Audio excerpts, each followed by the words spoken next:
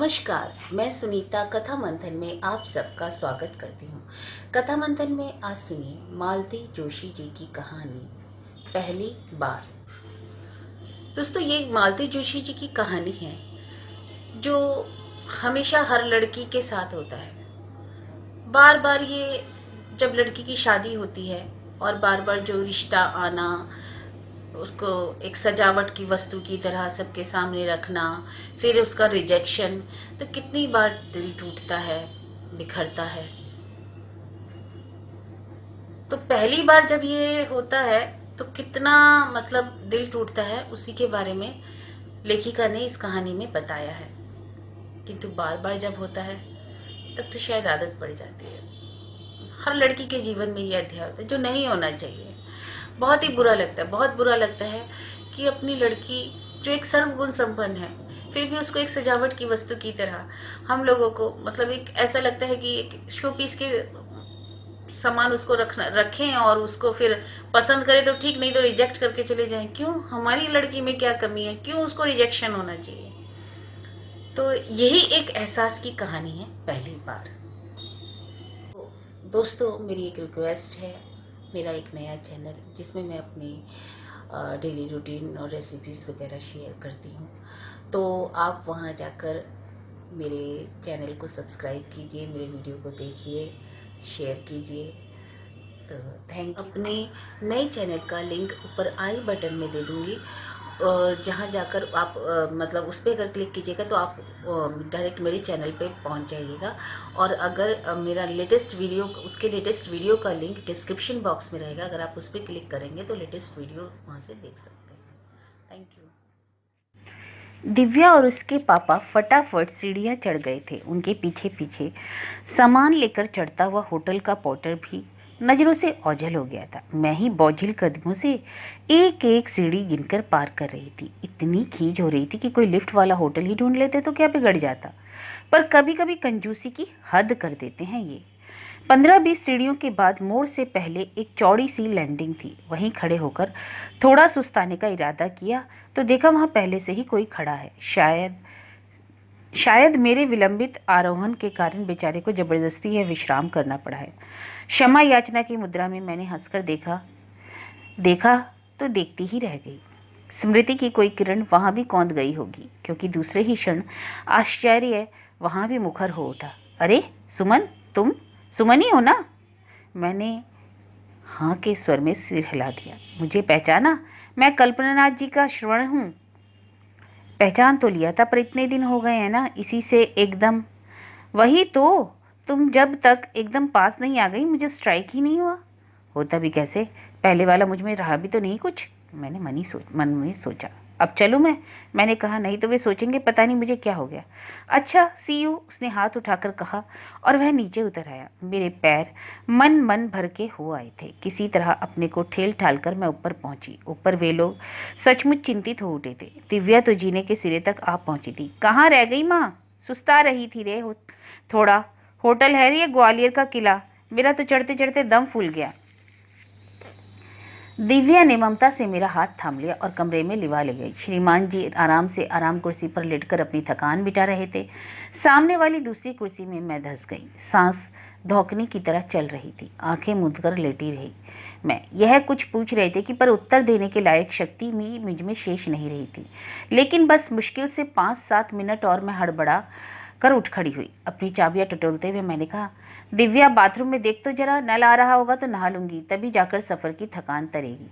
नहा लेना, ऐसी भी क्या जल्दी है, चाय तो ले लो पहले, इन्होंने कहा। आपकी चाय पता नहीं किस जन्म में आएगी, मैंने भुनभुनाकर कहा और कपड़े लेकर बाथरूम में चली गई। दरवाजा बंद करके सबसे पहले दीवार में लगे आईने में अपना प्रतिबिंब देखा। 36 घंटों के प्रवास से लस्त पस्त थका हारा रंग उड़ा अपना चेहरा देखते ही मुझे रोना आ गया। क्या आज ही इसी समय उसका सामना होना जरूरी था? क्या सोचा होगा उसने? जरूर एक राहत की सांस ली होगी। वर्षों पहले लिए गए अपने निर्णय पर अपनी ही पीठ ठोक ली होगी। फिर तो जैसे एक जिद सी सवार हो गई मुझ पर। देर तक बैठो में नहाती रही, मल मल कर बालों की गर्द धोती रही, ठंडे पानी की छींटें दे देकर चेहरे की मुर्दनी मिटाती रही। दरवाजे पर दस्तक ना होती तो मैं पता नहीं कितनी देर तक नहाती रहती। मन को जैसे संतोष ही ना रहा था। बाहर आकर देखा चाय आ चुकी थी और सब लोग मेरा इंतजार कर रहे थे। मैं सीधे ड्रेसिंग टेबल के सामने जा बैठी और कहा, दीवी जरा कंघा तो देना।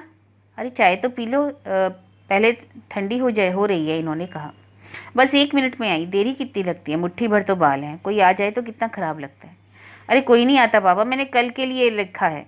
एक दिन पहले आने का उद्देश्य इतना ही था कि सफर की थकान मिट जाएगी, इसलिए अव्वल तो कोई आएगा नहीं, और भूले भटके आ भी गया तो वे लोग दिव्या को देखेंगे, तुम्हें नहीं।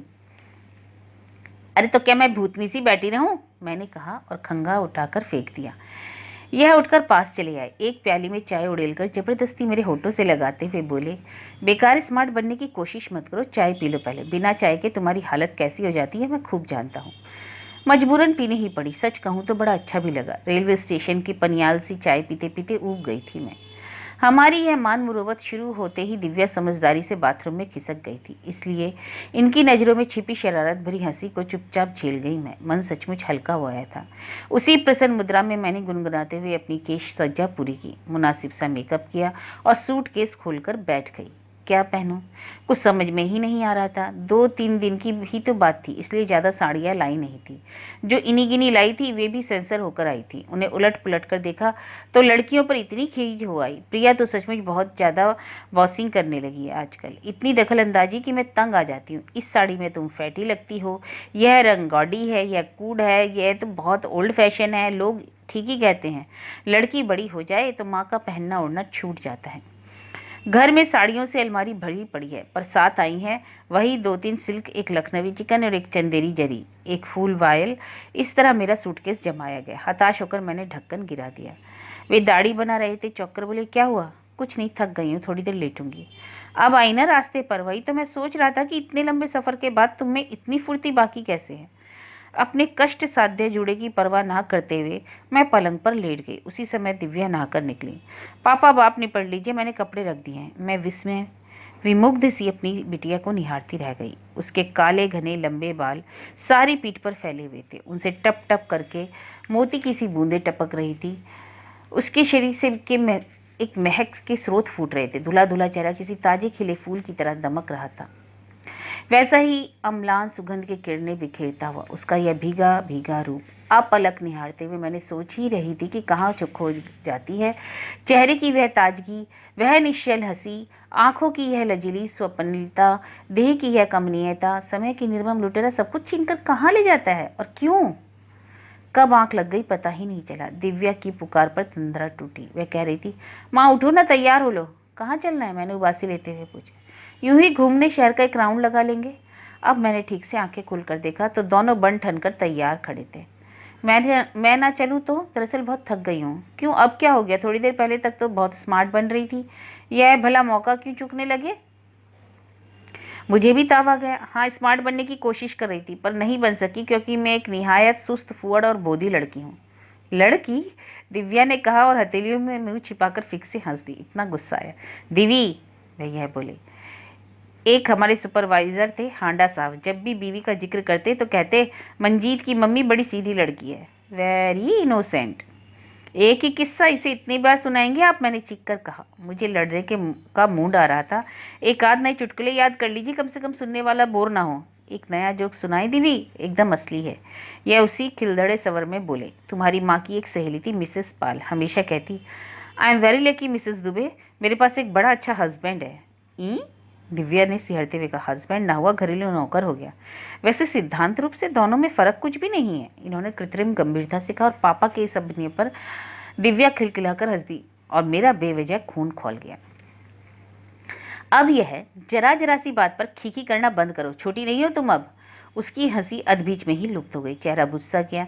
इन्हें भी शायद अच्छा नहीं लगा। बोले, come on baby, let us move. अपनी माँ से कहो हम लोगों के लौटने के तक मूड ठीक रखे, ताकि शाम का खाना शांति से हो। दरवाजे एक धमाके के साथ बंद करके वे लोग चले गए। वह आवाज़ मेरे कलेजे पर हथौड़े की तरह पड़ी। मैं तिलमिला उठी। सच, इतना ऑफ होने की जरूरत भी क्या थी? दिव्या की वह निश्चल हंसी मेरा कौन सा जख्म कुरेद गई थी। जरा जरा सी बात पर खिलखिलाने की उम्र तो बहुत पीछे छूट गई थी। क्या इसलिए मैं क्षुब्ध थी? पहले आती थी, हर बात पर हंसी, अब किसी बात पर नहीं आती। वल्लाह सुमन जी, यह क्या हो रहा है? यानी कि अब आप तो शेरो शायरी पर उतर आई। क्या पता अभी आप गुनगुनाने लगे। सचमुच मुझे यह क्या होता जा रहा है। मन के किसी कोने से ढेर सारे गीत होठों पर उतर आए थे। मैं अपनी गृहस्थी में डूबी, बाल बच्चों से घिरी एक घरेलू औरत और एकदम काव्य में उठी थी। इसी बिल्डिंग में, इसी मंजिल पर किसी के होने का एहसास मेरी पूरी चेतना को झंकृत कर गया था। क्या इसी को प्रेम कहते हैं? यदि हाँ, तो यह एहसास इतने दिनों तक कहाँ दुबक गया था? स्मृति की दहलीज पर खड़ी वह शर्मीली लड़की इतने दिनों कहाँ रही? और अगर यह प्रेम नहीं है तो यह बेचैनी, यह बेकली क्यों? सच कोई अनाम सा रिश्ता भी तो नहीं है इस व्यक्ति के साथ? हाँ, एक मजबूत रिश्ता जोड़ने की कोशिश जरूर हुई थी, पर उसमें भी मेरा अपना योगदान कितना था? सब बुजुर्गों की ही तो मेहरबानी थी। उन दिनों छोटे चाचा पढ़ने के लिए हम लोगों के पास आ गए थे। उन्हीं से पता चला कि सहपाठियों में एक कल्पना नाथ जी का लड़का भी है, बड़ा होनहार, बड़ा सुदर्शन। तब तक कल्पना नाथ जी का नाम भर सुना था। वह बाबूजी की टक्कर के ही फौजदारी वकील थे। चाचा जी की सूचना के साथ वह नाम, वह परिवार एकदम विशेष हो उठा। फिर तो योजनाबद्ध तरीके से परिचय बढ़ाया जाने लगा। आए दिन घर पर कोई उत्सव, कोई आयोजन होने लगा, और कोई आए ना आए पर चाचा जी के दोस्तों को जरूर न्योता जाता। मुझसे स्पष्ट रूप से किसी ने कुछ नहीं कहा था, पर बड़े बूढ़ों की फुसफुसाहटें और छोटों की ठिठोलियां अनकहे बहुत कुछ समझा जाती थी। अनजाने ही एक कल्पना लोक रच लिया था मैंने। सपनों का एक संगमरमरी मंदिर बना लिया था और देवता की प्राण प्रतिष्ठा भी कर दी थी। अब सोचती हूँ तो हंसी आती है, पर उस समय तो यही सबसे बड़ा सच बन गया था। कितने बड़े अंतराल के बाद यह किशोर सपना मुझसे टकरा गया था। इस आवेग के साथ एकदम लड़खड़ा गई हूँ मैं। जैसा कि तय था, हम लोगों ने गिरिजाशंकर जी के यहाँ अपने आने की सूचना दूसरे दिन फोन पर दी। छुट्टी ही उन्होंने हमें दोपहर के खाने का निमंत्रण दे डाला। मुझे तो बड़ा संकोच हो रहा था, पर ये बोले ठीक ही रहा, जितनी देर रहेंगे घर परिवार को उतने ही इत्मीनान से देख सकेंगे। ड्राइंग रूम कर्टेसी तो कोई भी निभा ले जाता है। लगभग 10 बजे हम लोग तैयार होकर नीचे उतरे। सड़क पर वाहनों का रेला सा गुजर रहा था। दफ्तर की आपाधापी थी। ऐसे में अपने लिए खाली रिक्शा खोजना मुश्किल लग रहा था। वे लोग बेचारे कार भेजने को कह रहे थे। हम ही लोगों ने सौजन्यवश मना कर दिया था, किंतु अब पछतावा हो रहा था। तभी एक टैक्सी जैसे हमारी ही बुलाहट पर सामने आकर रुकी। उतावली से हम लोग आगे बढ़े ही थे कि देखा कैमरा, वाटर बोतल आदि से लदा फदा एक जोड़ा उसमें बैठा हिसाब चुकता कर रहा है। ठीक तो है, लोग इतनी दूर से आते हैं तो घूमने के लिए, मेरी तरह कमरे में दफन होने के लिए तो कोई नहीं आता। Good morning everybody. एकदम चौंक पड़ी। कल से उन्हीं के बारे में सोच रही थी, अब सामने देखकर पहचान नहीं पाई। गॉगल्स लगाए, स्पोर्ट्स शर्ट पहने हुए एकदम अजनबी लग रहे थे। साहब बहादुर से हमारा परिचय नहीं कराओगे सुमन? एक बार फिर चौंक पड़ी मैं, और फिर औपचारिकताओं का दौर शुरू हो गया, पर मेरा मन उनमें कहीं नहीं था। मैं तो मुग्ध होकर उस चंपावर्णी महिला को देख रही थी जो उसकी बगल में खड़ी थी। कितने स्मार्ट, कितने युवा लग रहे थे दोनों। समय का कारवा जैसे बिना छुए ही गुजर गया हो। नीता, सुमन के पिताजी और डैडी कुलीग्स थे। They very very good friends also, उन्होंने परिचय कराया। टैक्सी में बैठते हुए मेरे कानों में यही वाक्य गूंज रहा था। उसमें और भी बहुत सा मैंने मन में जोड़ लिया था। जानती हो नीता, इन लोगों ने तो बाकायदा मेरे लिए जाल बिछा दिया था, फंस ही जाता। वो तो मैं हिम्मत से बच गया। डैडी ने कहा बेटा बचना हो तो उड़न छू हो जाओ। बस इंग्लैंड भाग गया मैं। इसकी शादी के बाद ही लौटा हूँ। मन एकदम कैसा हो आया था, क्योंकि ये सारी बातें मेरी कल्पना की उपज नहीं थी। मैंने अपने कानों से सब कुछ सुना था। श्रवण के विलायत से लौटने पर कल्पना नाथ जी ने एक बड़ी सी पार्टी दी थी। संयोग से उन दिनों मैं भी वहीं थी। वही सब सुना था। श्रीमान जी दोस्तों के बीच बैठे सारा किस्सा सुना रहे थे। मित्र मंडली हंस हंसकर दाद रही थी। वह हंसी कितने दिनों तक कलेजे में शूल सी चुभती रही। गिरिजा शंकर जी का परिवार देखकर मन प्रसन्न हो गया। जितना सुंदर घर था, उतनी ही सुरुचिपूर्ण साज सज्जा। जैसे सुसंस्कृत बच्चे थे, वैसी ही शालीन बहुएं। जैसे सौम्य वह स्वयं थे, वैसी ही मृदुभाषिनी उनकी पत्नी थी। यद्यपि वह अपंग थी और इसलिए दिव्या को लेकर हमें आना पड़ा था, पर घर के अनुशासन पर उनकी पकड़ बहुत मजबूत थी। अपने पंगुत्व को उन्होंने बड़ी दिलेरी के साथ स्वीकार लिया था। बिस्तर पर बीतने वाली अपनी जिंदगी को उन्होंने व्यर्थ नहीं होने दिया। उसका सदुपयोग ज्ञान अर्जन के लिए किया गया। बड़ी ही बहुश्रुत महिला थी। दिव्या को पास बिठाकर उन्होंने इतने प्रश्न पूछ डाले कि मैं तो घबरा गई, पर लड़की जरा नहीं झिझकी। सभी प्रश्नों के बड़ी विनम्रता से उत्तर दिए उसने। मैंने राहत की सांस ली। लक्ष्मी और सरस्वती का दुर्लभ संगम उस घर में देखने को मिला। तीनों लड़के इंजीनियर थे और अपना कारोबार संभाल रहे थे। छोटा जिसके लिए हम गए थे यूनिवर्सिटी का गोल्ड मेडलिस्ट था। अपनी लड़की के लिए जैसे जैसे घरवर की कल्पना हम लोगों ने की थी, यहाँ वह सब कुछ था। मन ही मन हमने मेहता साहब को लाख लाख धन्यवाद दे डाले। ना वह बताते तो हमें ना पता चलता यहाँ इतना दूर हैदराबाद में अपनी जाति बिरादरी का ऐसा हीरे सा लड़का कुंवारा बैठा हुआ है। दिन भर बहुत अच्छे ढंग से बीता। उनके सौजन्य और आतिथ्य ने हमें अभिभूत कर दिया। लौटकर दिव्या के आग्रह पर एक फटीचर फिल्म भी देख डाली हम लोगों ने, फिर भी मेरा मूड खराब नहीं हुआ। दूसरे दिन सारी दोपहर सालार जंग म्यूजियम देखते रहे। उस विश्वविख्यात संग्रहालय को देखते हुए भी मेरा मन दिव्या की शादी की तैयारियों में डूबा रहा। इस आयोजन के सामने दुनिया की सारी चीजें महत्वहीन हो उठी थी। 4 बजे हम लोग होटल लौटे। आते ही यह बोले, सुनो, बगल वालों को चाय पर बुला लेते हैं। बगल वाले कौन? अरे वही तुम्हारे श्रवण भैया। अरे ना तो वे मेरे कुछ लगते हैं और ना उन्हें चाय पर बुलाने की जरूरत है। मैंने 2 टूक फैसला सुना दिया। खैर तुम्हारे कोई ना सही, पर सुबह मैं उनके यहाँ कोल्ड ड्रिंक पीकर आया हूँ।